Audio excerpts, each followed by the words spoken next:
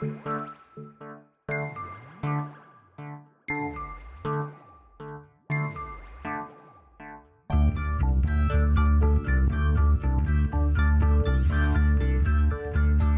is Continuum Drag, a weekly podcast where we revisit sci-fi, fantasy, and just plain weird shows. This week, Threshold, episodes 5 and 6. Holy God. All the men on Park's ship were exposed to the same signal? Yeah. We've accounted for most of them, but a few are still missing. Changed in the same way Park's been changed. We think so. The degree of genetic mutation seems to depend on the level and duration of exposure. I never knew something like this was even possible. I never imagined my plan would ever be put into action. At least not in my lifetime. But, here we are. Expect the unexpected, first rule of the job. You understand now how vital it is to contain this threat. Absolutely. Welcome to Continuum Drag, the podcast with a side hustle selling illegal microchips. I'm Luke, here with my co-host Jordan. What's real, Jordan? What's real is I'm dropping E-bombs all over Miami. How's that for a deep cut? That's the plot of the second episode. Yep. So this week, it's our St. Patrick's Day episode. And to honor that, we have a special guest, a leprechaun. Yarshire. No. We're joined by a good friend, Brendan. Brendan, thanks for coming on the show. Thank you guys for having me on. This is great. It's fun to have someone to talk about. Jordan has had to put up with the show for 2 straight episodes, and I think having a third voice in the room will help him out. Yeah, I'm going to probably just walk away from most of this, and you guys can just take it. Really? Yeah. You're not enjoying Threshold? Nope. Okay, fair enough. I am not. All right, before we get into it, Brendan. Mm-hmm. So, as you know, science fiction TV podcast. Yes. What is your kind of history with sci-fi or sci-fi TV? Like, is this the thing you were into? Yes. I mean, would Highlander count as sci-fi, or is that pure fantasy? Because that's fantasy, but I would put it was on space when I was a kid watching it. Yeah, I think we'd lump we've lumped some horror in with this thing, so I think fantasy falls into the same. Okay, fair enough. So yeah, I love sci-fi. I was a big Voyager. I came of age when Voyager was on. An interesting start. I know. So that was kind of my intro into the sci-fi world. I mean, I guess Animorphs was also a big part of my childhood, so maybe it starts back then. But yes. What a concept. Morphing into an animal. I know. It's a crazy idea. It's never been done since, has it? You know what? No, I don't think there's been any remakes that I've seen of an Animorph style idea. That would be a great show to reboot. And by great, I mean a very, very easy show for Netflix to make 13 episodes of. I mean, yeah, why not? Or maybe Blumhouse can do it like they did Fantasy Island. They can do Blumhouse's Animorphs. Oh my God, how great. That'd be fantastic. No, it won't. It will be terrible. So some interest in science fiction. So Absolutely. You're on the right show. Yes. Had you ever heard of Threshold before? I thought I hadn't, and then I started.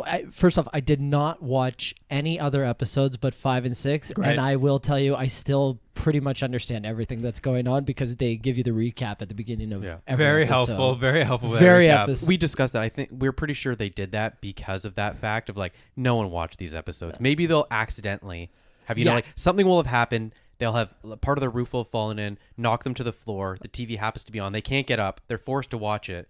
But because they have the recap, they can catch up. Exactly. And that being said, so I started watching it, and I was like, I think I have seen this. I think as a kid, I watched that show on Space when it was on in 2005. Well, there you go. I also had a similar thing where when I started watching, I'm like, I've seen the first 15 minutes of this pilot. Yes, exactly. It's like maybe I didn't watch it past episode 1, but I remember seeing Brent Spiner and being like, thinking like, oh, I'm going to watch this show because he's on it. Yeah.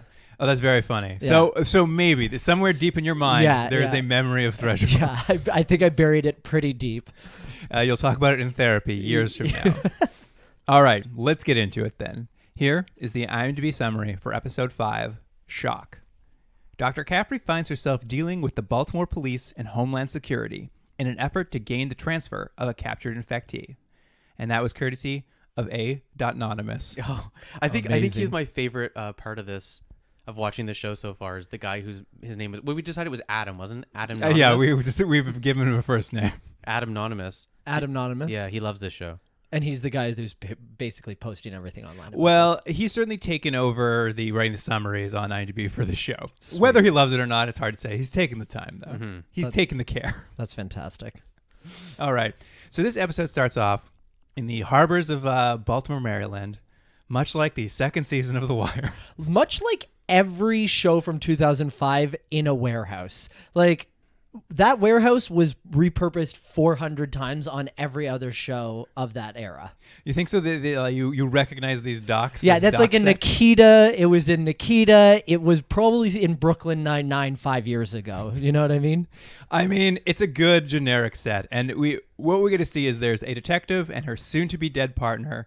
They're in a terrible slow-motion gunfight with one of the infected sailors from the Bighorn. Don't you hate that post slow-mo? It's the worst looking thing ever. No, I disagree. I'm back to it. I'm in really? love with it. I think it's so funny, and I would like to see a resurgence of people doing 12 frames per second as a way of creating some weird motion blur. You just got to keep watching this show because they do it nonstop. It is. I was watching it, and more than ever, I was just like, it's like something that was shot under a strobe light or something. Oh, yeah. Well, let's in the next episode. Well, that's true. Definitely. And also, obviously, slow-mo, it is what it is.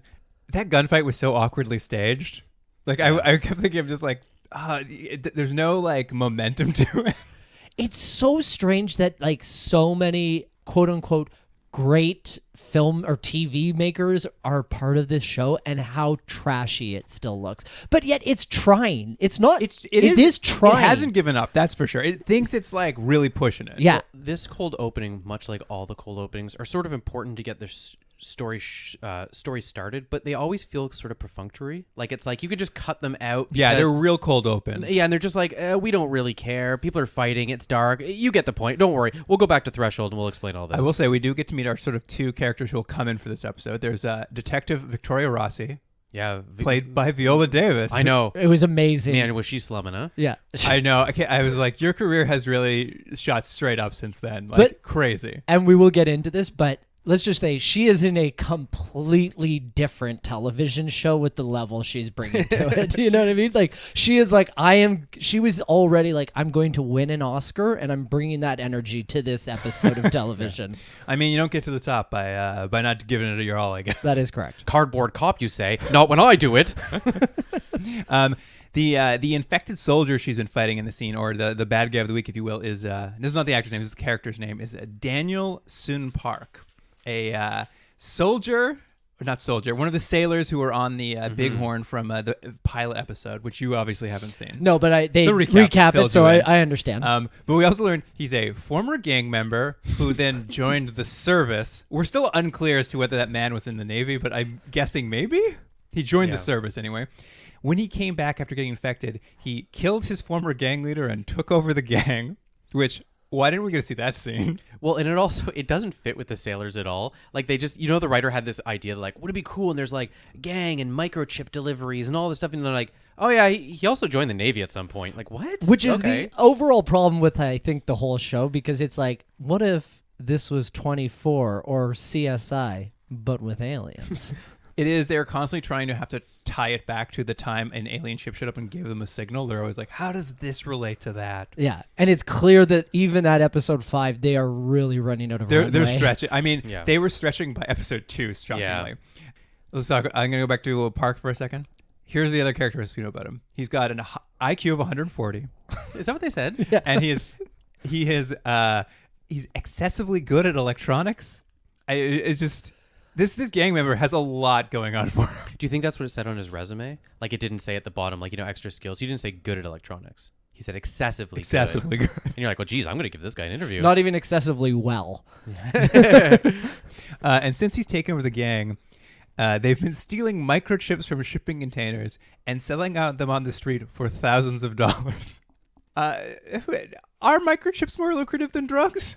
Oh, in 2005? 100%. They had like at least 8-10 gigabytes worth of power on them. Are there gigabytes on a microchip? Who knows? At that point, probably not. No. Sky was the limit, If you look at the sales from 2003 to 2005 of microchips, if the sales keep going that way, it's just sky's the limit, I have to say, this was one of the funniest things where they're really laying down the idea that these microchips are very valuable if you like deal them on a street corner. I just couldn't quite wrap my head around it makes no sense. The world this was taking place in. At any rate, though, in this gunfight, Park turns old Detective Rossi's partner head backwards, and then he runs into an electric fence. Did he not see that electric fence? That electric fence was amazing. I didn't understand if he broke his neck. They kind of went into that slow-mo blurred. It was tough to tell what exactly was happening. Yeah, they kind of made his neck look bulged. Like I was like, oh, he must have broken his neck, but I didn't quite understand what had happened. We've seen this in the cold opens before, where something will kind of happen. It's a little too dark to tell what's supposed to be happening, but like you'll see something gory-ish. Yeah, and then later they'll explain his head exploded. And yeah, you're like, oh. Right, because they didn't have the production budget. But essentially, this shootout gets on the radar of the Threshold team, and they have to head out to Baltimore posing as Homeland Security officers this week. Remember we said this a few episodes ago, that every episode, the Threshold team is going to pretend to be a different government agency, which makes no sense because, as we've learned in the first episode, they have all the power in the world. They're essentially a sleeper agency that can do whatever they want, whenever they want, but for some reason, that means every episode they're like, oh, we're also now Baltimore police. Next episode, they're like, we're the DEA. Yeah. Next episode, we're ICE. But then they also are always like, we're not actually what we say we are. We're doing much. And they give it away every time. Well, because they're not a real team. Threshold's not a real team. They're Also- just these random circus people they put together. I know, and I'm sure your audience members are already like, we've dealt with this, but why Threshold is a name? It is such a bad title For the show? for everything. Yeah. And also, they use it as a verb and a noun. Yeah. So they refer to the place they go as Threshold, the team as Threshold, and the concept of the actual team as Threshold. So they'll be like, hey, Threshold, let's go do some Threshold at Threshold. Like, what? What is happening? It's just like I'm so confused as to why anybody would think that would be a good government organization, even if it is. It's like, why not call it the Threshold Agency? So at least we have. You got to blame Caffrey. It's Dr. Caffrey. She came up with it. Did she? Yeah. That's It's her worst case scenario plan for if Alien showed up. Oh It was my- the Threshold plan. So then they also called where they work Threshold, and then they also called the team Threshold. I honestly, until we started recording, I had forgotten the name 400 times I've watched the 2 episodes in the last 24 hours. All right, but yes, they're headed to Baltimore. They've captured one of the gang members, and after they threaten him with going to Guantanamo Bay, a very topical reference at the Yeah. time, they discover that essentially Dr. Rossi has caught the sailor at the shootout. She didn't tell anyone. She's locked him in a shipping container back at the docks. Yeah, they were sort of implying that she was like, it's my partner they killed, so I'm now on like rogue justice, but not really. Yeah, she like can't trust the justice system. She was gonna this was my question. She was gonna vigilante this guy? I was completely confused by this point and might have checked out for a second. Well, what's weird about it is, again, we've only seen this character for one scene, but you as a viewer are supposed to go, I can't believe she's been pushed to that limit before. This character we met 3 seconds ago. It's just, it doesn't really work. And they also, this show, as we'll talk about, is desperate to keep the plot moving, and they don't have any time to really explain things, but at the same time, the scenes are sort of boring and perfunctory. Yeah, but I will say though, this is where we start to get Viola like really just acting. Oh, You know yeah, what I mean, because she is next level, and she was telling them on set. She was like, I don't understand why they did like exactly this question came up, and they were like, oh, I mean, we only have like 4 more hours to shoot this. Can we just? And she was like, then I'm going to give it. No, everything. I think the producer just smiled, went Threshold. It's like, but Threshold. So they return back to the docks again, and for some reason 2 cops are like gardening. I thought she had like hidden him so she could kill him later, but apparently every policeman knows where he is. Yeah. But when they go to get him, the police are like, "Oh yeah, Homeland Security already came and picked him up," and I was just like, "Wait, what?" So confused. I was so confused because I'm like, "Aren't you pretending to be Homeland?" Like, Yeah. which Well, no, it is funny because they were pretending to be Homeland Security, but clearly no one in their organization let Homeland Security know that there'd be, a separate wing showing up. So Homeland Security just went and did their Also normal job. shows up. Yeah, so you had 2 teams and they're like not communicating at all. Like Threshold is terribly, terribly run. and I like it because they go to Out see of the Threshold. they go to see the head of Homeland Security to kind of get Park back and like do whatever they're going to do with the alien. But it turns out the gang was also, in addition to microchips, smuggling in a couple of Indonesian terrorists. Yeah. So the head of Homeland Security, he's not going to release Park until that man gives up where those terrorists are, because as he puts it, how many Americans have those aliens killed? Oh, when they link it to 9/11, so that was a network note that they got, that they wanted somebody. They were like, listen, it is 2005. The war in Iraq is not going well. We need some big wins right now. So if you can throw this in right now, I'm not saying it'll help your situation out, but we might give you another couple episodes. I really enjoyed that, because the Homeland Security guy is just like, he's been briefed. He knows about the current alien invasion happening on Earth. But as far as he's concerned, those aliens didn't do a 9/11, so they're cool with him. Yeah. It was so wild. I really love this episode for how it's like a window into 2005, like the number of references to like 9/11, Homeland Security, going to Guantanamo, Aliens. It feels infecting the world. It feels just like this episode just feels like, oh no, you couldn't write anything this hackney about this time. Like, it's just like such a perfect window. I disagree. I actually think that you could take this show, bring it into just update the specs of all the camera work, and you could be like, wow, it would work. This means this is so like profound for 2020 with what we're dealing with coronavirus and like all of the other. You think it's that universal a show? I listen. I think that I'm not saying. I think that it could be put in 2020 on CBS, and nobody would tell the difference, really. Well, I mean, no one would be watching. So. Yeah, that's true. Yeah. Yeah, it's hilarious. I've got another note here. I'm just gonna say it anyway, because they cut to the prisoner in the room, and there's a doctor trying to like bandage him up because he's still alive after hitting the electric fence, and the guards guarding him he says, if he helps terrorists, he doesn't even deserve a Band-Aid. Yeah, I know, that's good. Yeah. I was like, this is hilarious. Anyway, basically, they can't get Park out. The bad guys are on the run, and the Threshold scientists are able to figure out that those microchips they were stealing from the docks, they could be used to create a, quote, advanced hyperacoustic integrator, which apparently is... But here's the idea of this episode, is the aliens could use these high-tech microchips to create the alien signal without alien technology, so they could just infect people without their alien ship? Is that what's going on? Yeah. I mean, Maybe. which is the kind of the same plot that we'll get to in episode 6. Well, every episode really has been like, how do we get this signal to people? And it is always some weird, really difficult thing to understand of like how this is supposed to work. It kind of negates like this whole episode is almost like, who gives a shit if they're going to get those microchips, because apparently, is spoiler alert for episode 6, it can just multiply via... Well, I know. That's what we're going to learn next episode. Yeah. It's just like, it's meaningless. It's meaningless.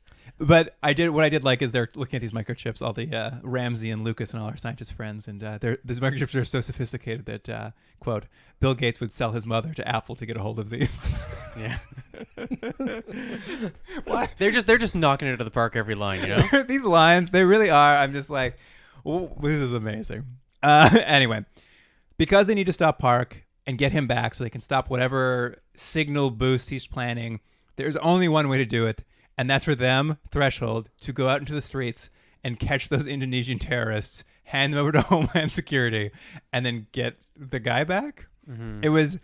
It's just such a long road to get to this point where we're going to track terrorists about 20 minutes into the show. It's funny because they almost have the episodes, not only this one, but previous episodes and the next episode as well, almost set up like a detective novel where you have, someone trying to figure something out, and there's a lot of red herrings and there's a lot of different journeys and maybe they're dead ends and stuff, except it doesn't really work at all for this show. And so it just seems like they're just spinning their wheels in ways that, like, I'm sure even if people in 2005 watching, they'd be like, why did we just go over here? And why? Like, it takes so long and so many mental leaps to get where you need to go that by the end, you don't even know what the stakes are.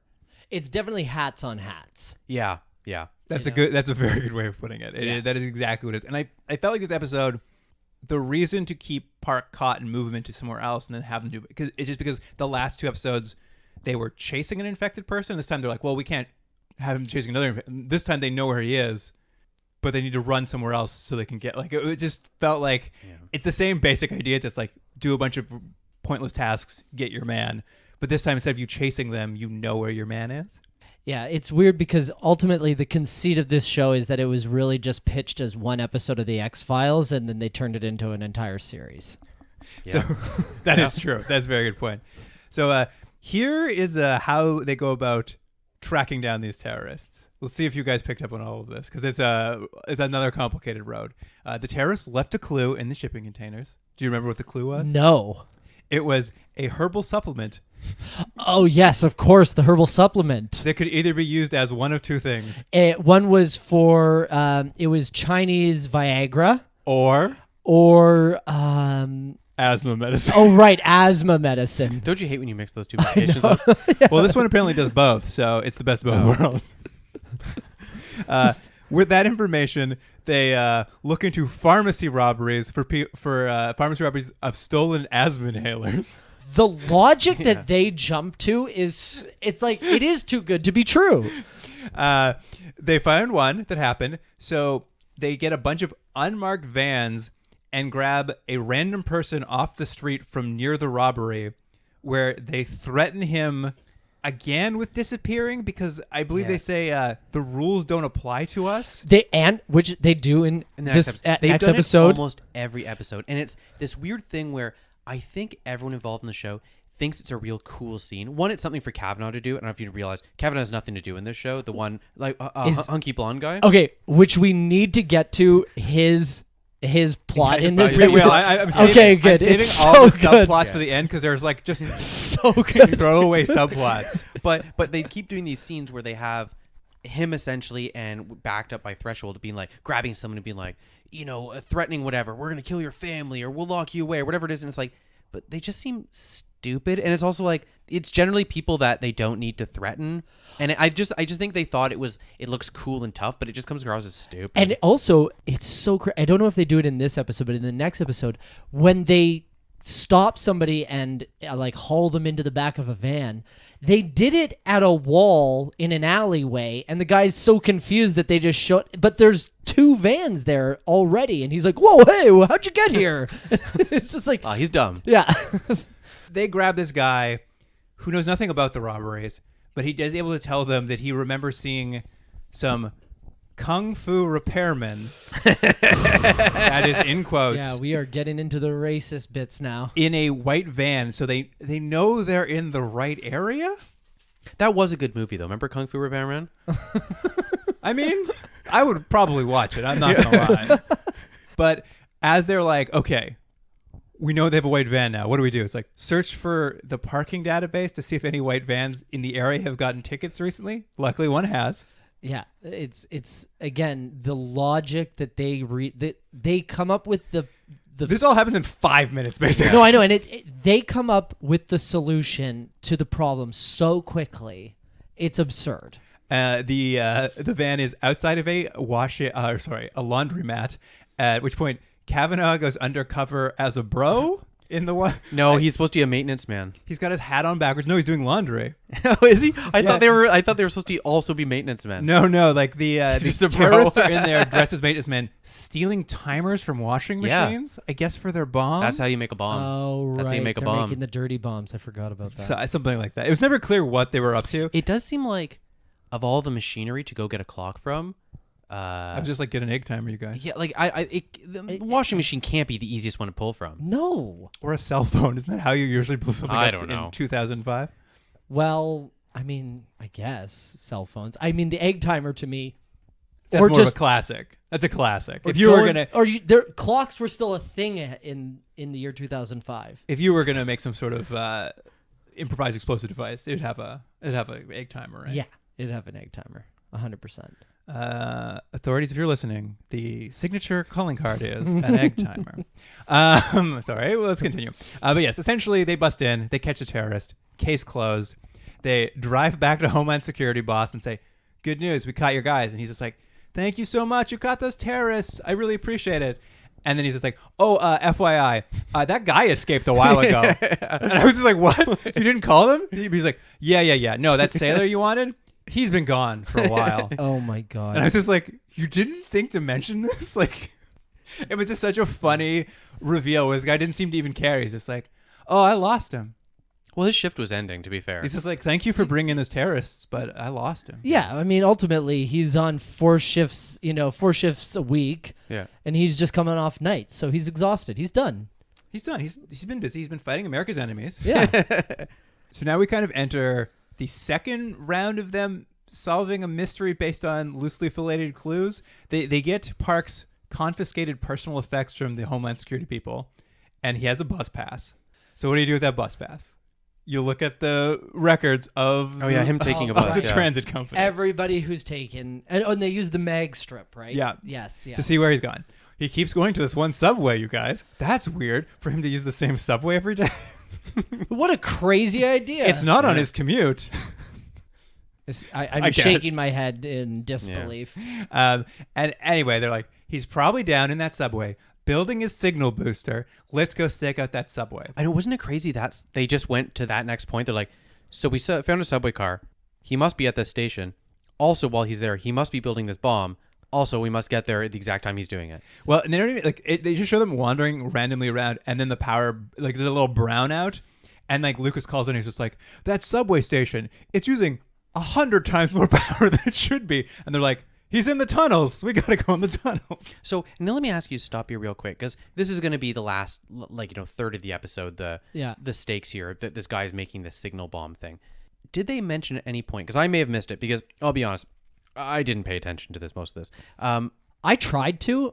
Oh, no, it's really hard. It's just like your really brain hard. naturally it's wanders. a test. It's a test to be like, what can I do other than this? Like, laundry is much more exciting than this. Yeah. So, but did they ever say that there was a specific time they had to get this done in, or that they had to do it before the train got there, or all these? Because they seem at the end of the episode that they have told the viewers that, like, by the way, they have to do this in 30 seconds before a train comes, because the train comes, but they don't, right? No, there's no timer. They basically, when they go into the subway system, they just see him. He's built this contraption on the side of a wall. Apparently, he's hooked it up to the third rail to power it, and essentially he runs away. So it's unclear whether it's about to go off or if anything's happening, or like there's no timer really.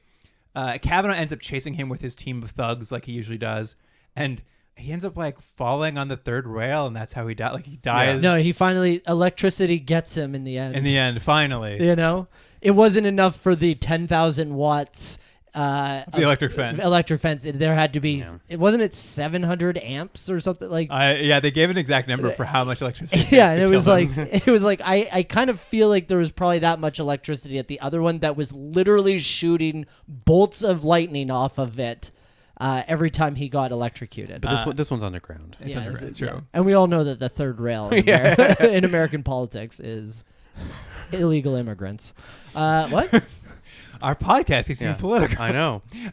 We back at the device they've made, we kind of believe Lucas and Caffrey there to like fix the problem. Sorry, I don't know their names well enough. Lucas is the nerdy one. Is the nerdy one. Okay, yeah, the guy who's like, I don't know what's happening. Caffrey's hot doctor, our main character. Oh, Carla. Yes. Yeah. Yes. Very famous. Love her.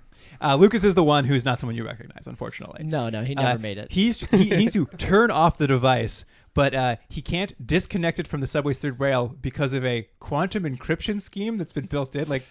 But we got to back up and say that before he even tries, Carla, what's her real name? Dr. Caffrey. Dr. Caffrey goes to shoot it, at which point he... I was going to say, sorry, do it. So Dr. Caffrey said, it just pulls out her gun instinctively to shoot just a giant power source, to which he responds, you can't do that, it'll blow us all up. So he starts going on about it. So he starts to try and defuse the bomb. I'll explain something I think you're missing here, which won't make any more sense, but there's a piece you're missing here, is the Threshold team has electric bullets. Oh. They shoot electric bullets. However. He does say if we shoot it, it will just give it more power. Oh, right. However, Luke, what does she do for a living? She is she's a scientist. She's never used a gun in her life. But what is her specialty? Oh, worst case scenario planning? Okay, so the cop who has just learned how to use a gun, and her job is planning for risk management, worst scenario, decides, you know what I should do to this bomb is maybe shoot it. But that was the best she came up with. I think the thing is, though, he doesn't say shooting it's bad because something's going to happen. he says shooting it's bad because the electricity will just help it. Yeah. Like the bullets will do nothing. The But, electricity will help it. Makes no sense. It makes It no d- sense. it does Why make no would sense. a bullet still traveling just because it's electric? Electrified. 'Cause It would supercharge it with its electrical power. Yeah, like also, how does a bullet become electrified? threshold. And I mean, this is basically the issue too, is because when they finally, essentially, no one told them to shut the trains down, so trains are running at Yeah, them. They're like, 100%. why has no one diverted the trains? They have to call the detective up, our dear friend. Viola Davis. Viola Who's Davis. barely had anything to do with anything this to do. episode. They But call, you guys, 2005 Viola is not. This is pre-help. no one. No, knew. I know that. You know? But as a character they've decided to introduce But for they- the show as a guest Guest star, star. they have nothing to do. But this Yeah, is her totally. moment to shine. They call her out because they need help defusing this thing. She runs over, and how does she defuse it? She shoots it. yeah. So they just needed a different gun. They just needed a non-electrified gun, obviously. But this is That why- was so funny. But this is the point I mentioned because a train's coming and just before they defuse the bomb, I thought they were implying that if the train comes and connects with a third rail, that's gonna then magnify and send out the signal. Oh, that would have made a lot more sense. But no they one didn't- said that. No one though. said that. That's why, and so Right. that's why it didn't have any stakes. Well, Jordan, it was implied. It was implied, but it's funny, isn't it? I'll just say this right now.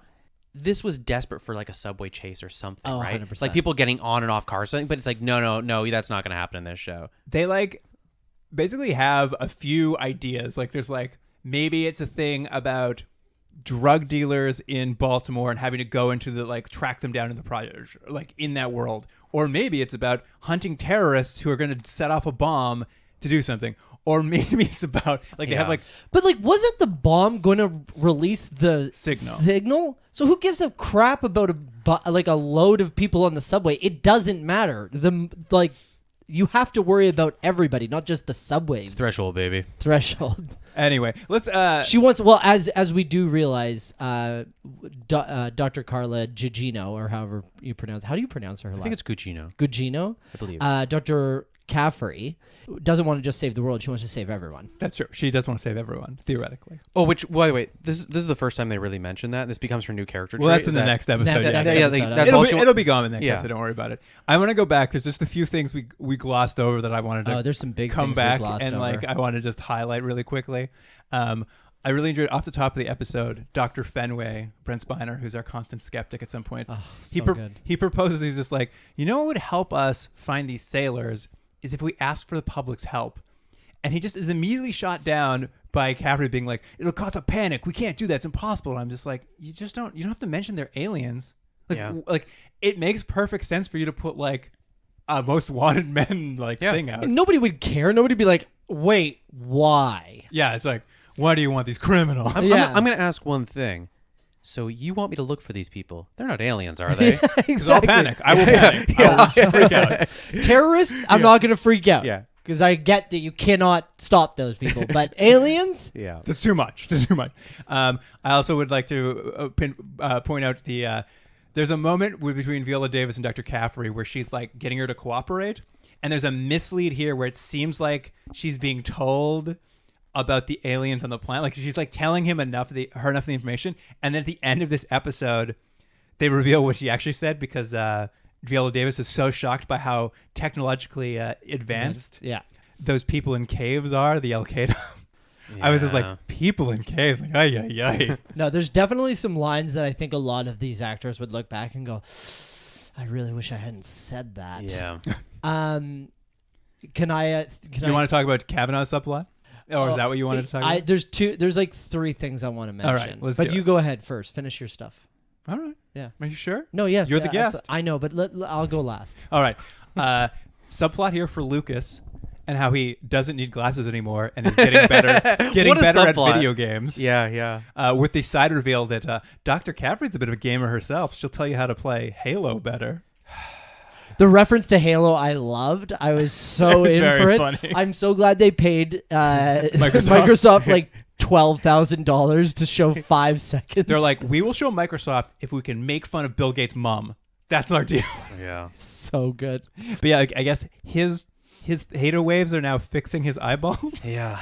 So for us laymen who've not Yeah. watched the entire show, what happened? Did he get? He Dr. Caffrey and Kavanaugh, they watched a videotape the sailor shot for about 30 seconds, and where they shot a videotape of the alien ship, and they heard the signal, and now it hasn't given them the triple helix mutation, but their theta waves are quite elevated. Right. Yeah. Okay. So they're first we've seen they've had some weird dreams that are connected. Right. And they've had some biological changes, being like, you can apparently play video games better. Well, yeah. I mean, the initial thing was like it just affected your brain a little bit, and you're now a little bit psychic, maybe.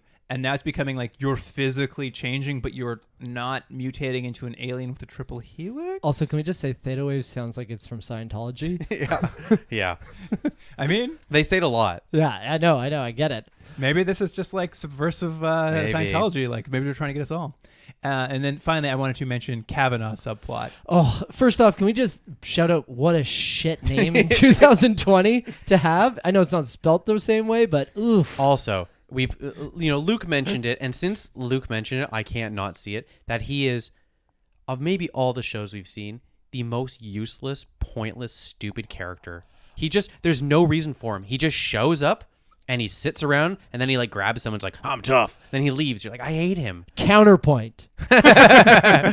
This episode, I think what he shows is the perfect way to handle a personal issue with a work colleague, because the demeanor he has with Dr. Caffrey with regards to whatever family member of his has passed away. Well, that's the subplot. Let's put the subplot Subplot. here. Is at the beginning of the episode, he asks Dr. Caffrey if he can 5 hours off to deal with a family member, and won't tell her what it is. And then when they come back to the end of the episode, he's like, "Oh no, I don't need that time anymore. I just need to go to a funeral now." Which is so sad. But again, Yeah. he handles it in such a respectful way. He's very much like, there's this personal issue I have to deal with. Would you mind if I take the time off? To which she replies, of course, take the time off. And then he comes back to her, doesn't he? He says, sorry, I actually need 2 days off. No, you're right. He just says it at the end. He's like, I actually don't need it until 2 days from now. But doesn't she buy him a flight? Yeah. Well, this is kind of Ramsey, Peter Dinklage's character's like only moment that I can recall in this episode is when she goes to talk to Peter Dinklage. She's like, Where's Kavanaugh from, do you think? And he's like, based on his accent, I'd say a suburb outside of Chicago, probably one of these two.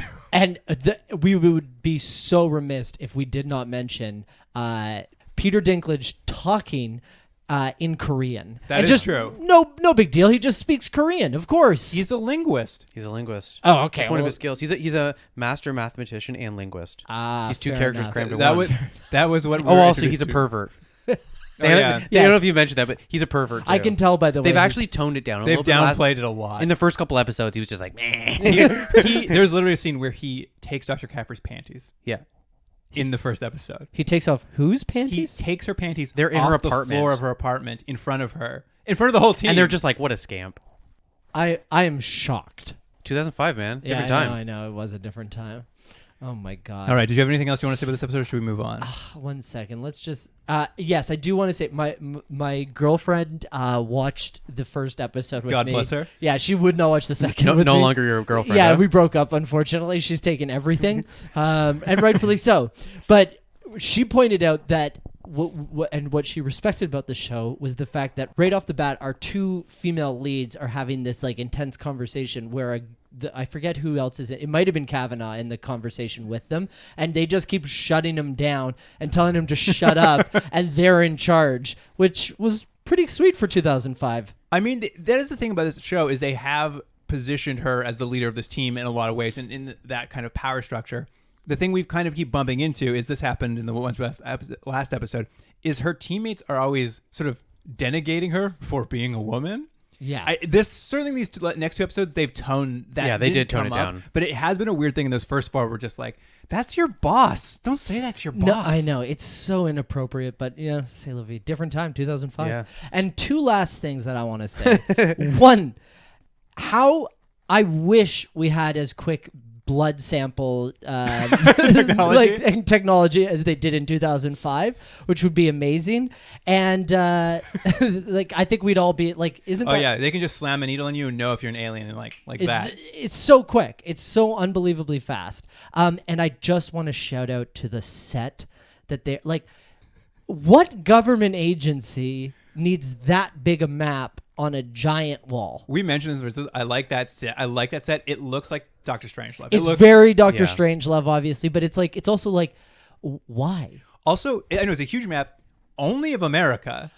Makes no sense. It doesn't make any sense. Is there other places? I mean, guys. I'm sorry. Could you guys not just use a normal TV or a globe? Well, if they need I would to, love that globe. if Threshold crosses the line to become villains, they have their villains lab already yes, set up. yes. It It's is very, very much a layer. Yeah. It does look like a 70s villain lair. Yeah. 100%. That's it for me on that. All right, well, episode. let's keep going then. Let's move on to the next episode. Here is the IMDb summary for episode 6, Pulse. Well, I think we have to assume Karen Reynolds has been infected. She heard the message from her brother, transferred it to her computer, incorporated a music track with the intention of infecting others. We don't know that for a fact, though. Why else would you copy that sound? Like Ramsey said, maybe she thought it sounded cool. The person you care about most in your entire life leaves you that message and you put it into a dance mix because it's cool?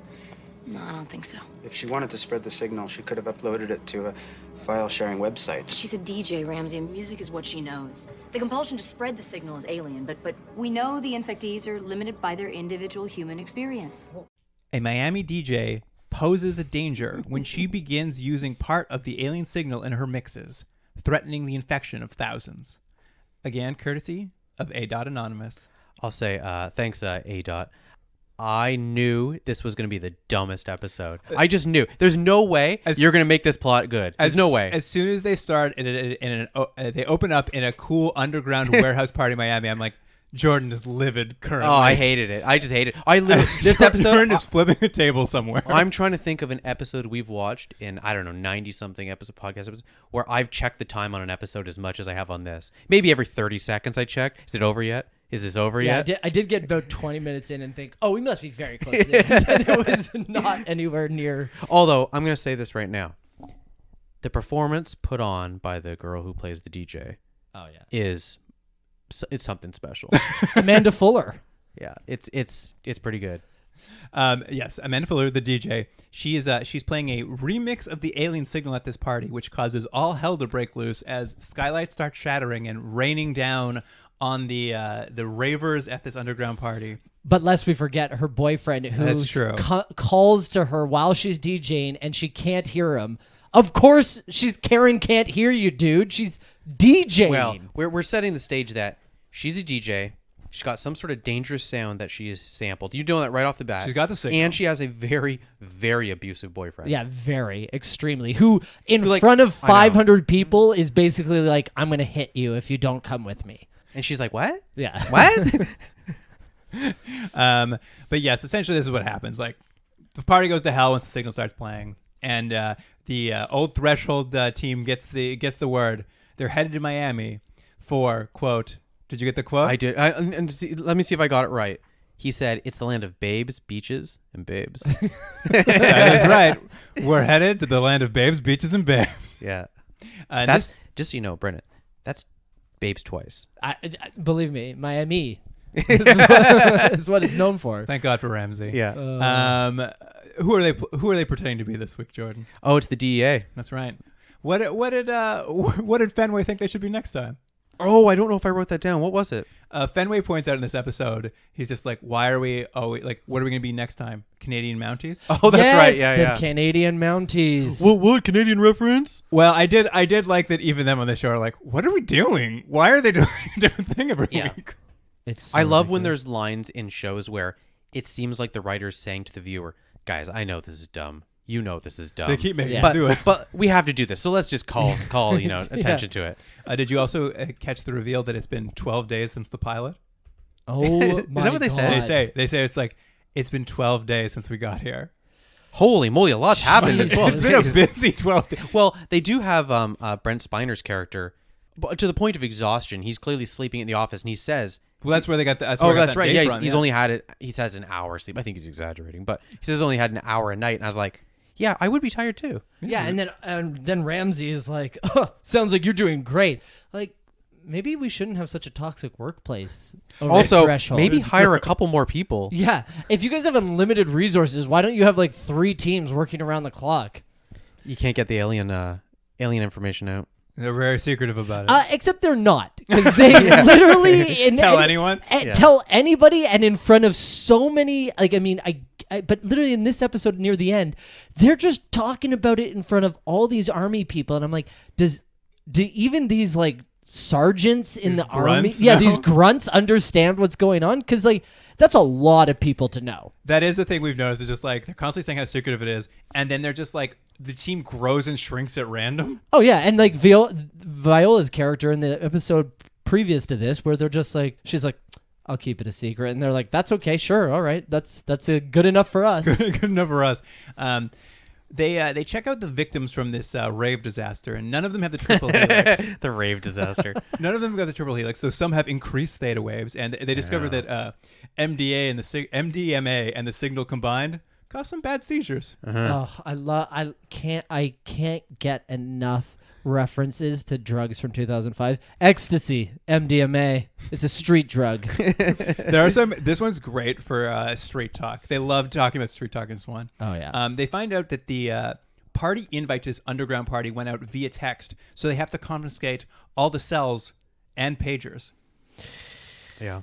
I also want to shout out. Are there pagers in 2005? In 2005, 100%. I think there was some left. Yeah. Doctors were using them. I think they still use them. There was a lot of doctors at the rave. And speaking of doctors, that ER, what I love a too slow of a walk and talk shot, and they do that because they obviously they're in that ER. There's only so much hallway. And they are walking at you just hear the director going, walk at quarter speed.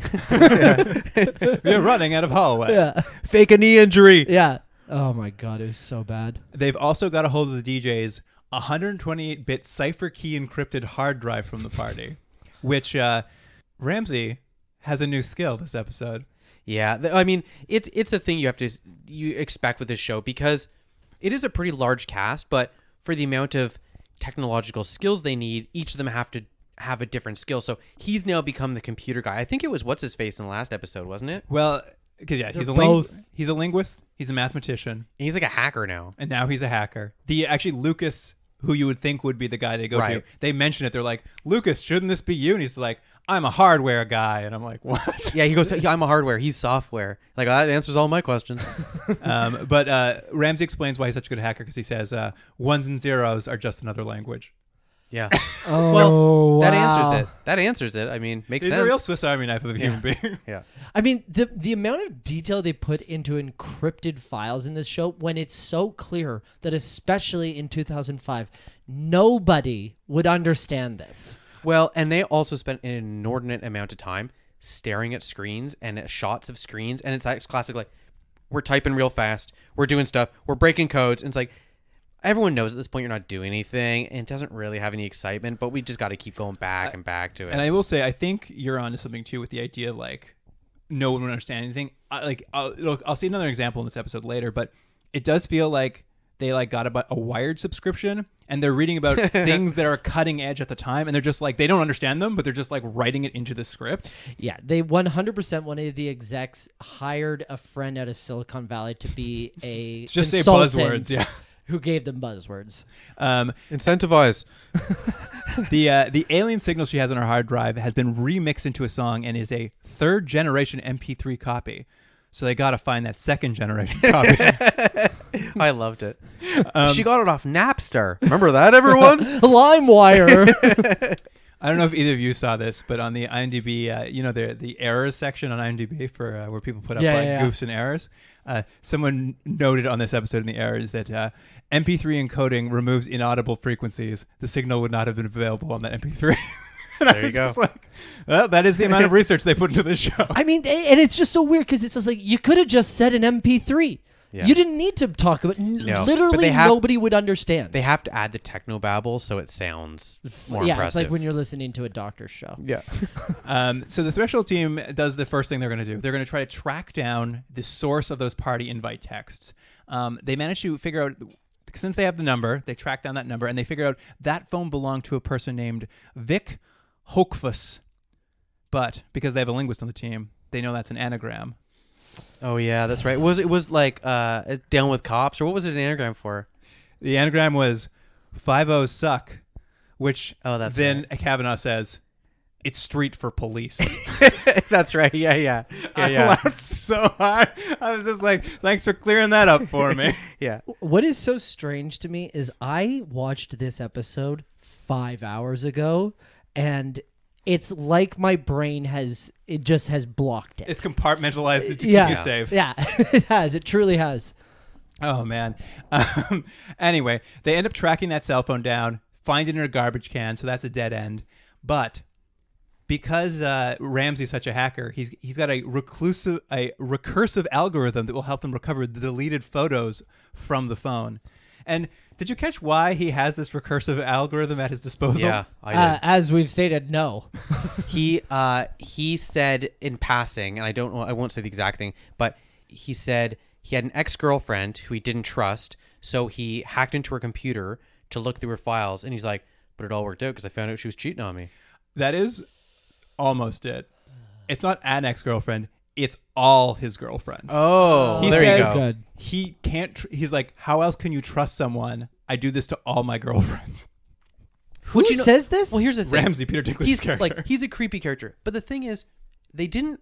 It's been 5-6 episodes. They haven't really earned that. You know what I mean? Like, it's not a thing like they've seeded this like he has trust issues, and so you go, 100%. okay, he's an unlikable character, and we shouldn't approve of that. But that's who he is. It's just like, wouldn't it be funny if like he's every a new scamp? every new character trait is just like, Yeah. Isn't he funny how a pervert scamp he is? It begs the question, do you guys think that this show would have lasted longer had they put one iota into the actual development of these characters?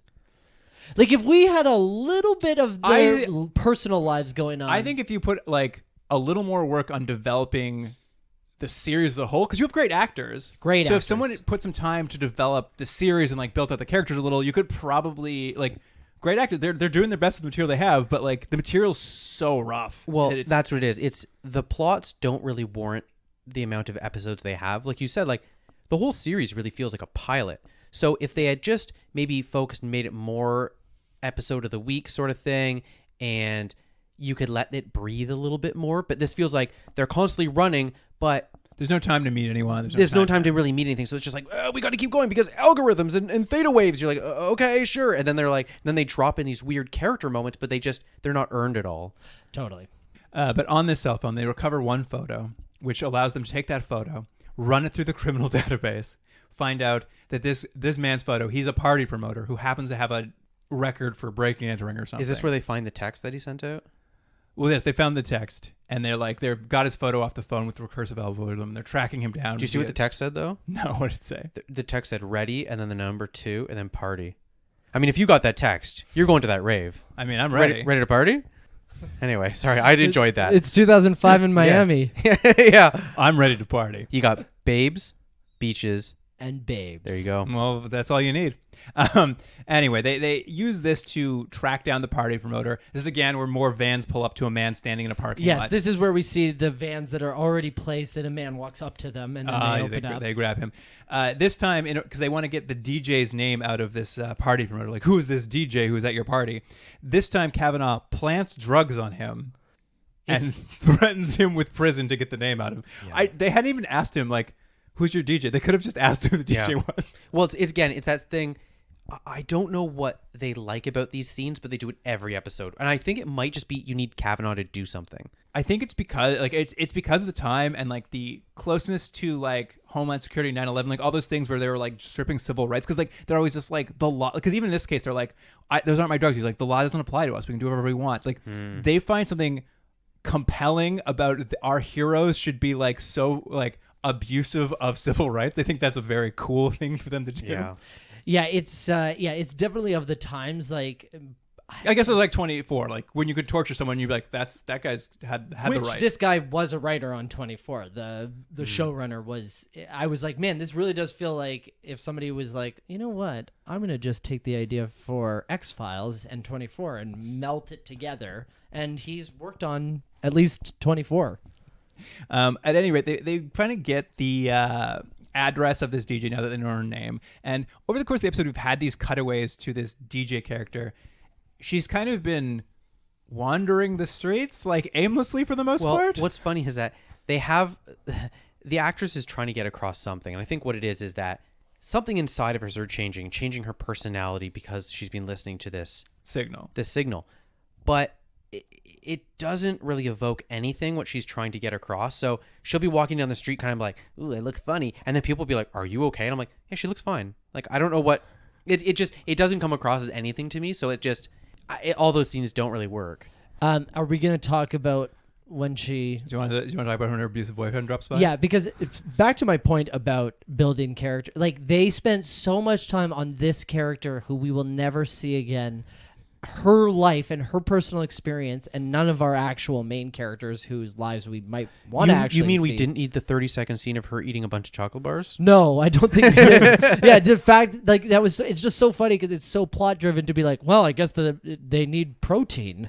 But so what ends up happening is her abusive boyfriend from the beginning finds her in her apartment, and he starts to tell her to basically come with him right now or give up something. I can't remember. He wants his CDs back. Oh, he wants his CDs back because he's moving out. To be fair, we've all been there. Yeah, totally. 2005, am Yeah. I right? Yeah. CDs, they're still really big. Yeah.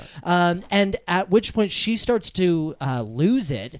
And then all of a sudden we're back into our favorite effect, which is 12 frames per second, a blurred vision of a man/dummy hitting a windshield as it's been thrown out of a building. That was the best because, what they imply, and I emphasis on imply because you don't see it, is they're having an argument. The girl, the DJ, and her boyfriend, they have a fight. She grabs him, and then hard cut to not even him falling, just like he's now on the car. Yeah, and you're he like, smashed you into don't the get to car. see thrown through the window, You get- the falling, nothing. The hard cut is to just a guy driving his car, and you're like, wait, where am I now? And the guy falling through the window. You're Now, like, oh. I will say my favorite part of this whole segment is her then making a quick phone call to, who does she call? She has a friend. She goes to visit her friend at work, and her friend's Yeah. like, I don't have time for you. And then Yeah. later she'll be like, gotta call my friend again. So she's just thrown her boyfriend out of a window and, understandably killed him. And she calls her friend who doesn't pick up. So she leaves a voice message saying, call me back as soon as you can. And then that's it. Whenever you've got some That's time. To be it. fair, she didn't want to give those CDs back. You know? But essentially, since our Threshold team now has, this kind of been her adventure, they show up at her apartment. She's gone because she's just thrown a boyfriend out the window. Yeah, she's getting out of there. we Except met- maybe leisurely. She might go for brunch really quickly. Yeah. And they are able to figure out that her brother was one of the sailors on the Bighorn. This is where things start to really stretch as they try to make these things connect. Yeah, they are just It- milking it. It really did feel like this was an episode. They went, oh crap, it's got to be connected to the sailors Yeah. somehow. He's not one of the ones who escaped, though. He died on the ship. But when the alien ship showed up, which we didn't see in the episode, apparently one of the sailors we didn't get to see was on the phone staring at it, leaving a message to his sister back in town, being like, you gotta see this alien craft that's out here. It's crazy. Hear that signal? Let me hold the phone up for you. Yeah. So she has gotten the signal via a voicemail on her old school answering machine. Yeah. It is a bit of a stretch. Then she's turned that into an And MP3, a cool remix. into that MP3, into another MP3, But- and then MP3 into another MP3, which she's used then in Yeah. a DJ mix. And what our amazing doctor, who is also obviously a trained detective, deduces, is this too premature? Well, no. This is like they're trying to track her down still. They're still trying to track her down. I mean, you can if you want. No, to get no, into no, it, no. Go That's for totally it. fine. I don't know exactly where you're headed with it, so I'm not sure. But yeah, they find out she has this. They don't know where she is.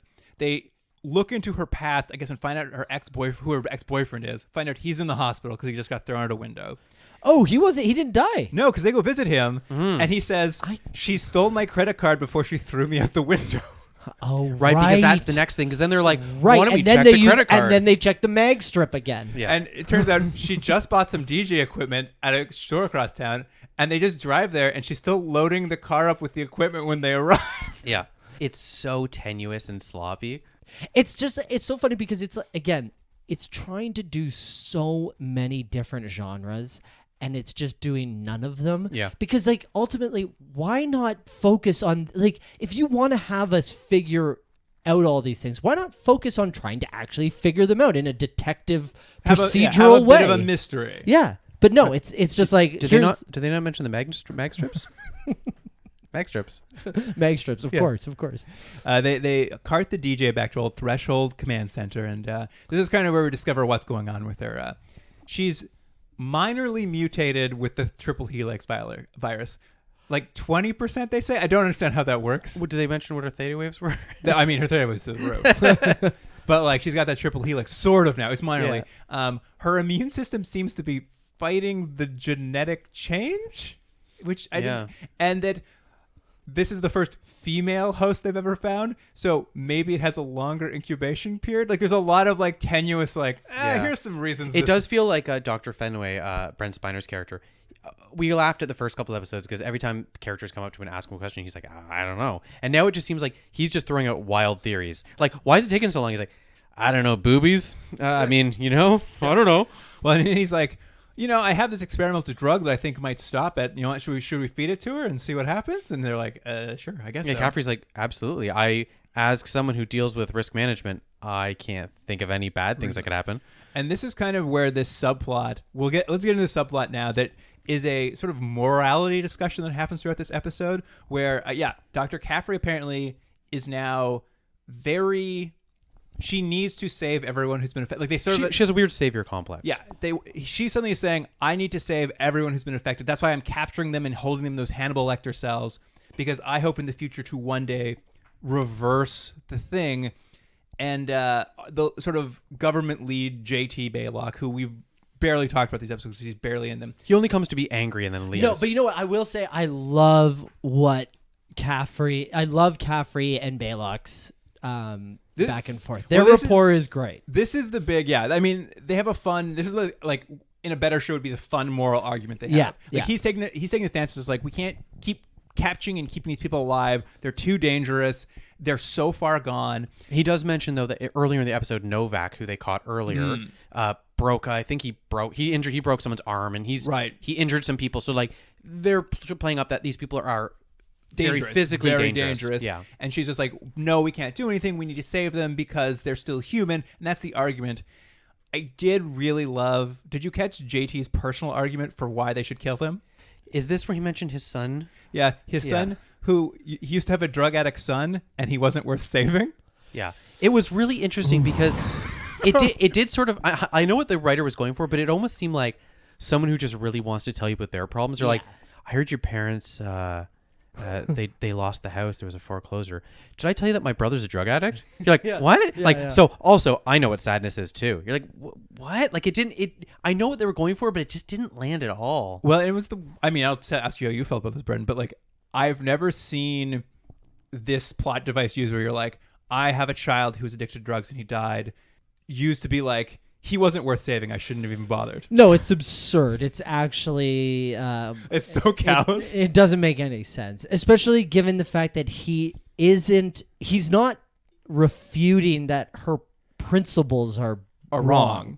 He's just like, we have to look out for the needs of the many over the needs of the few, right? Which is a classic Star Trek thought, too. Of course. But so when it comes to drug addicts, well, get rid of them. They're the minority. We should let them die. Yeah. I mean, you've said it a lot of times to me, Luke. Remember you said those degenerates? Sorry, it's terrible. Oh my God, slandering me. Let's get back to the plot real quick here, though. Essentially, you mean everything? This show's only plot. It's only plot. It's true. By the way, I think at this point there's 45 more minutes. They're very well. Basically, they're able to get out of the DJ who they've got here now. That she didn't personally remix the alien signal. What she tells them, which is like the bit of mythology we're going to get from the series, is apparently the alien signal, all on its own, can self-replicate into any nearby electronics. Which brings us to the fact that the previous episode meant absolutely nothing then, and that they are just there is just some sort of, and this goes back to the incubation period, that somehow it's replicating into devices through magnetic, it's like using radio waves or it's got Wi-Fi or Bluetooth, 2005 Bluetooth, in order to repopulate, but then it needs to incubate until they can figure out the next signal. Yeah, a computer virus, the signal is now a computer virus that can infect your phone in any way, shape, like just by being near it. But once it's in there, it needs a little while to figure out the operating system, like see how it all works. It's a little like it needs some time. Well, there's proprietary technology there, right? The aliens need a little bit of signal. The self-aware signal needs a little time. It's like they mastered interdimensional space travel, but it's going to take them potentially days to figure out a 2005 phone, which is pre-iPhone. Samsung? I don't know how to deal with this. Razor? Ew. But this basically sets off the new crisis. They've got all the phones from the rave, and they're still gestating, so the signal hasn't been able to access the contacts list on the phones yet, so they're safe there. But they find out an ATM network in Miami has been infected.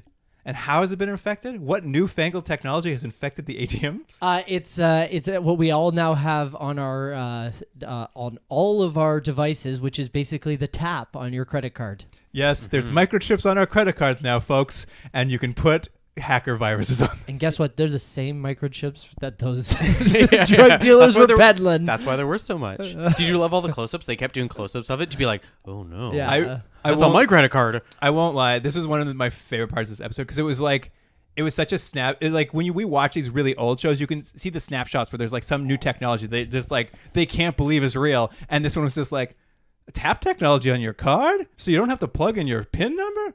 That's wild. Anyway, so now they have to figure out how to stop a signal that is loose on an ATM network.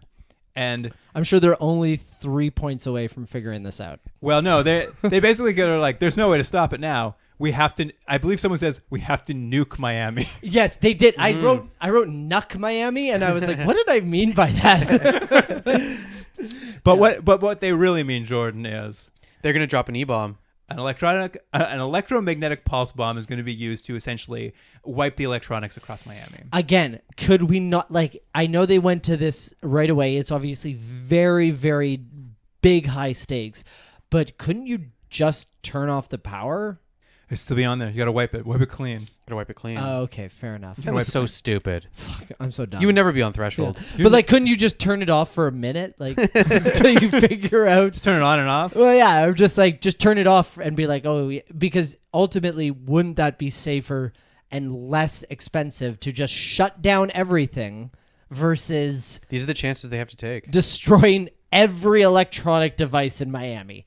No. That's the only way to go about it. Okay, fair enough. Did you catch this little piece of trivia, which I'd never heard in my life before? Because they were like talking about how they're going to like do an to Nike out Miami. Montreal. And they're like, yeah, Montreal and that solar flare from 1989, which did a similar thing in Miami. I'm like, or in Montreal. I was like, I've never heard this fact before. Neither. No. Had you heard? I had to Wikipedia. I'm just like, yeah, there's a solar flare that the electromagnetic pulse of it knocked out Montreal. I'm like, I've never heard this in my life. When was the power outage on the East Coast? Do you remember when that happened?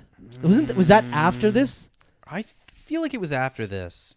Okay, because I would have been like, that would have been a way more topical reference. Didn't solar flare though seem like a classic Scully explanation as to how something happened? Like it's like, like it got to the point where like episode, season 6 or 7 X-Files, and you're like, Scully's still skeptical. And she's like, I don't know, it's a solar flare or something. It's like, Scully, like you kissed the alien. She's like, no, it's a solar flare. Yeah. No, and the Northeast blackout was of 2003. No. Oh, so like, why didn't they just mention that? Could have been a nice reference. You're right. They wanted to go back to 89 to make it sound like official. Mm-hmm. All right. Here's something I want to bring up because we've just talked about the big fight that JT and McCaffrey had about like the moral implications of saving everyone. And now they're going to set off this EMP bomb in Miami. And JT is just like, it's unreasonable. There's going to be so many casualties and looting. We can't risk this many lives. And Caffrey's like, fuck those lives. I don't give a fuck about people. I know. They entirely take different positions. They flip-flopped like in the middle of the episode. I'm like, this is the opposite of your previous argument. Yeah, but Luke, why are they fighting? Why are they both right? It's your catchphrase. Yeah. Why are they fighting when they're both right? Yeah, why are they fighting? Why are they both right? Yeah.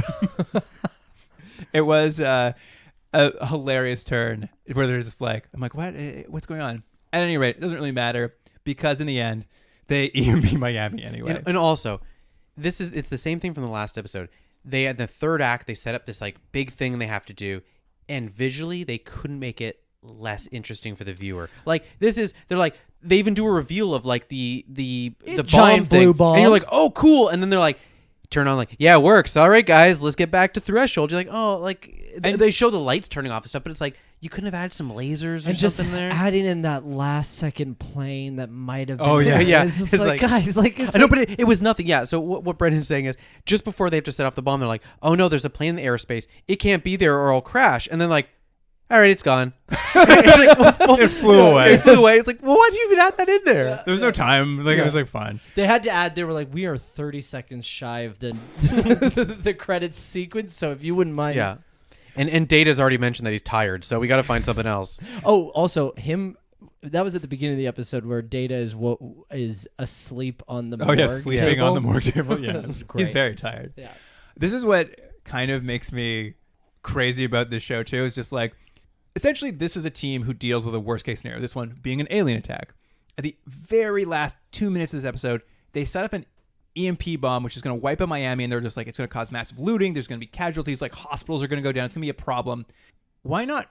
Your first act is like, you've discovered a signal, someone's uploaded it to this network, we've got an EMP Miami, and why not have the rest of the episode being about the aftermath of just like the disaster you've caused? Like, that seems like an interesting episode.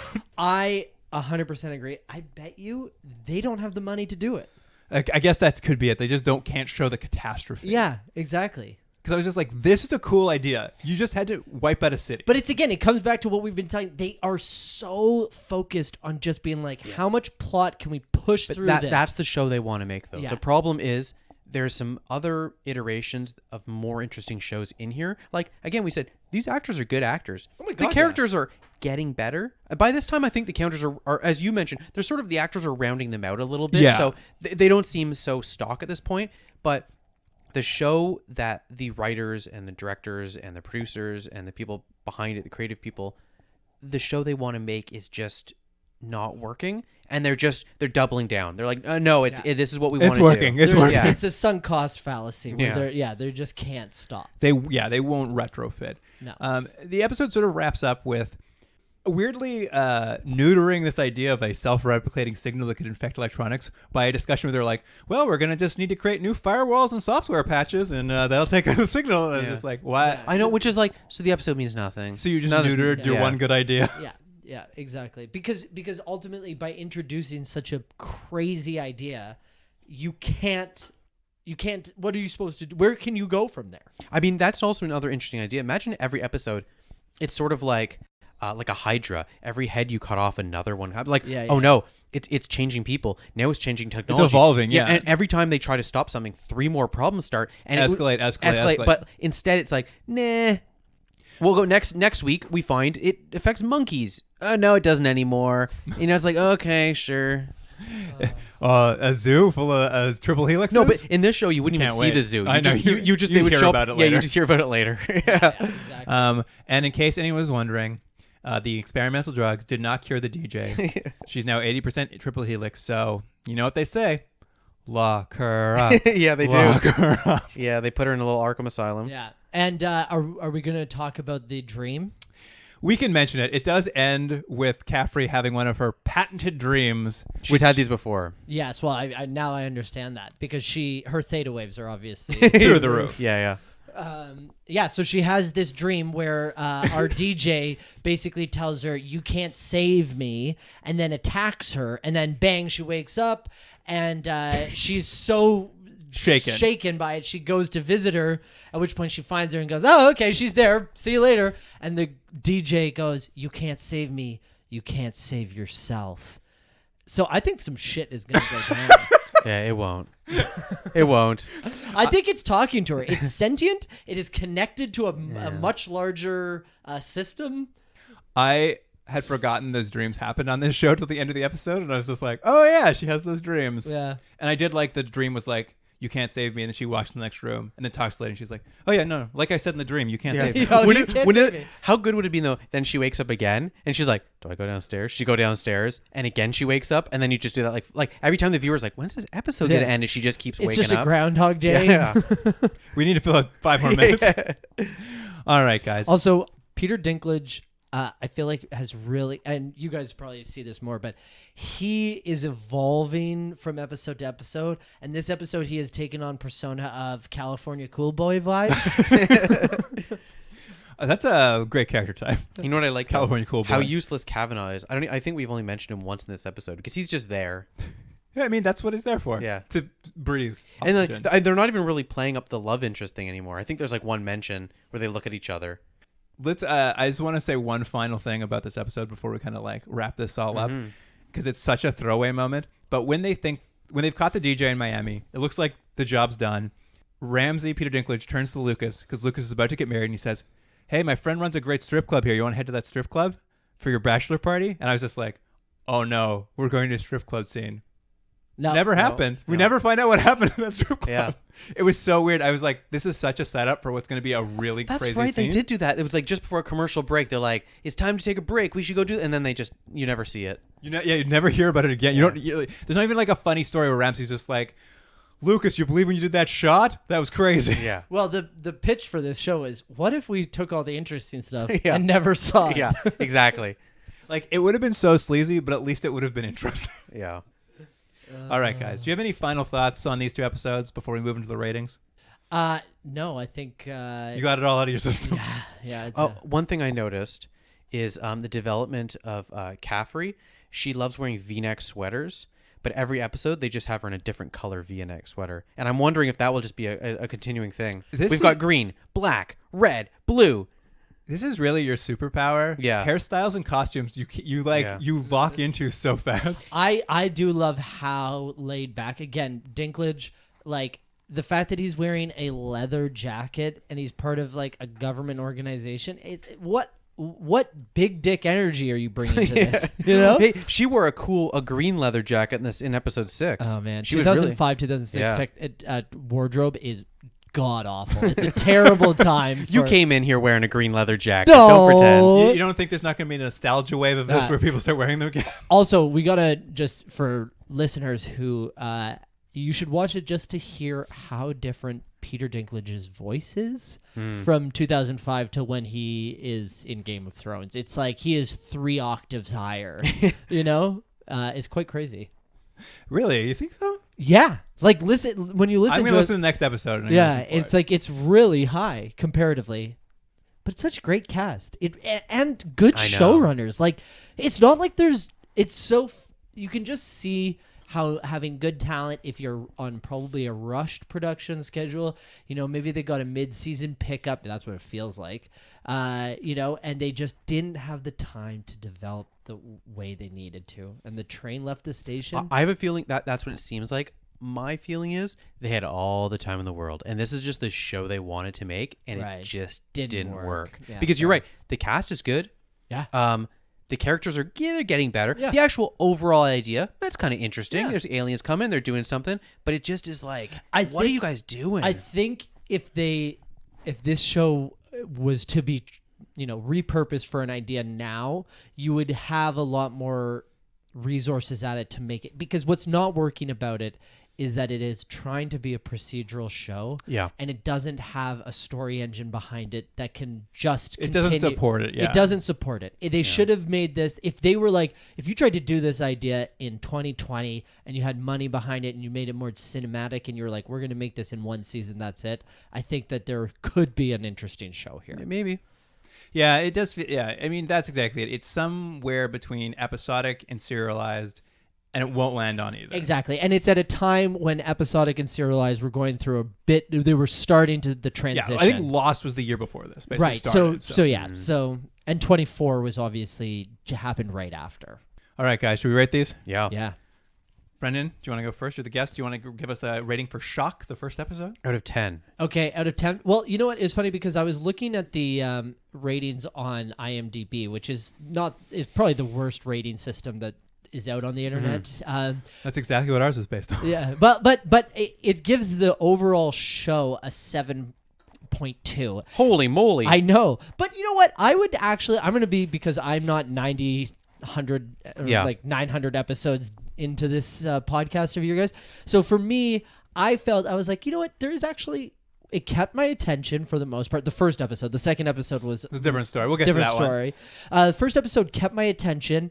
The fact that you had Viola Davis in this episode, I was like, this is amazing. You know, I was in it from a nostalgic point of view of looking at all of these famous actors who weren't famous at this point in time. So I would give it an overall of a 6.8. 6.8. Very specific. Possibly our first 0.8. Yeah. I'll go next then. Weirdly, I think I feel similar. There's a nostalgia I had for this episode, but my nostalgia was like 4 years after 9/11, kind of just like, we don't know what's going on, but all we know is we have to be afraid and angry all of the time. Like, just like, you're going to Guantanamo. Does those aliens cause 9/11 to happen? Well, I don't want to hear about it. Like, I thought at first you were saying you were nostalgic for 9/11. I remember the days. You know what I just really miss? That day, 9/11. I wish we could all live through Pearl Harbor again. So I'm gonna go ahead, not go as quite as high as Brendan, but I'm gonna give it a 6. Oh my gosh, you guys are crazy. I think this was an episode just entirely filled with missed opportunities, scene to scene, overall plot. I'm giving this a 3 out of 10. Wow. Well, you're getting lower and lower from episode to episode. But the thing is, like, as far as a procedural show that's trying to push the boundaries, like, it isn't like absolute garbage. No, but here's the thing. I was trying to think of how I would describe this show to someone, because you're right. Episode to episode, it's not that bad. But as I've now watched 6 of these episodes, here's how I would describe it. It's like going to a funeral of a loved one, but instead of having to sit through the service, you're just watching the open casket and the body's just rotting in front of you. That's what watching the show is like to me. Well, that's a real low bar. Jordan, why don't you start us off for your rating then for Pulse, the second episode? Weirdly, I think this was a more entertaining episode, but it is so bad on every level. 2.5. We're getting lower. This is a sliding scale down to hell. 2.5. Wow. Yeah. Yeah, I mean, there is like a couple good ideas in here, but they're like badly, like, I like the MP. I like the idea of the self-replicating virus. All that stuff happens way too late in the episode. So it just kind of felt, it was just really average to me. I just felt like it just was what this show is. It's like not great, not the worst. I'm going to go with a 5. I feel like I'm going to give this episode a 5 as well. And I think that, actually, maybe I'll give it a 4. To be honest, Attaboy. Yeah, like I'm gonna meet in the middle, because ultimately I feel like at this point the show has lost its legs. There is not really, we are down to a couple 100 feet of runway at this point, and they better figure out what they're doing. I will say that I did love the Electric Circus rave scene, and it was, that nostalgia was very funny to me. That was very fun. Also because she was, I know our DJ was in university, but it felt like she was actually just in high school. And can I also mention, they said very explicitly, we're going to Miami, and what we're going to see is babes, beaches, and babes, and we saw none of those. And we went to the beach too, and there was no babes. Yeah, that's true. And yeah. we went to the beach to look at a garbage can. Yeah, that's right. We just saw a garbage can. We're like, no babes in here. Let's dig this garbage can. All right. Well, Brendan and listeners, for those who don't know the system, so probably just people tuning in for Brendan. Your fan base. Yeah, all 2 people, my mom. Oh, can you imagine your poor mom sitting through this? No, I can't. We are at a stage with this show of how far we are into it, where we can take the escape pod. We can get away from this show if its overall rating of the series falls below a 5 out of 10.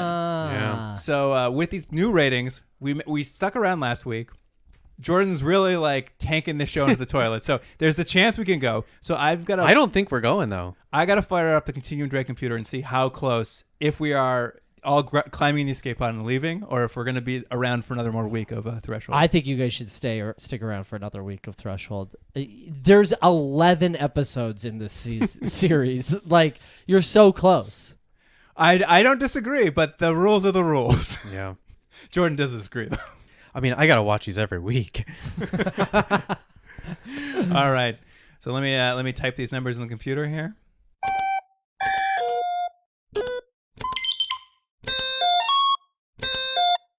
All right. Are you guys ready? Do you want to hear what the rating currently is? Yeah. 5.15.